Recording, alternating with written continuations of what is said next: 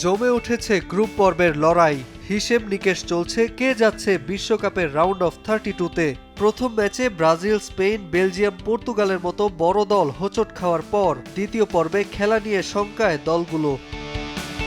হেক্সা জয়ের মিশনে বড় আশা নিয়ে মাঠে নেমেছিল ব্রাজিল।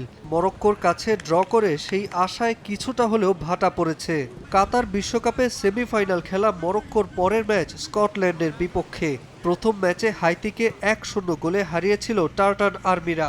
শেষবার 1998 সালে মুখোমুখি হয়েছিল স্কটল্যান্ড মরক্কো। 3-0 গোলে আফ্রিকান দেশটির কাছে হেরেছিল স্কটিশরা। তবে সাম্প্রতিক পারফরম্যান্সে অনেকটা শক্তিশালী এবং গেল ম্যাচে জয়ের পর কিছুটা নির্ভার স্টিভ ক্লার্কের দল। এদিকে এখনও টানা 30 ম্যাচ অপরাজিত মরক্কো। ব্রাজিলের বিপক্ষে ম্যাচে আলো ছড়িয়েছে ইসমাইল সাইবারি, আইয়ুব বোয়াদ্দি ও আশরাফ হাকিমিরা।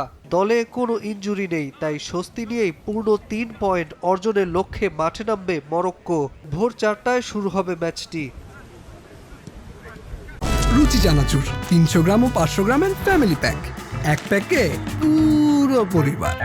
সকাল 10টায় তুরস্ক ও প্যারাগুয়ে মুখোমুখি হবে যুক্তরাষ্ট্রের সান ফ্রান্সিসকোর বে এরিয়া স্টেডিয়ামে। দুই দলের জন্যই ম্যাচটি হবে বিশ্বকাপে টিকে থাকার লড়াই। প্রথম ম্যাচে যুক্তরাষ্ট্রের কাছে 4-1 গোলে হেরেছে প্যারাগুয়ে। তুরস্ক 2-0-তে হেরেছে অস্ট্রেলিয়ার কাছে।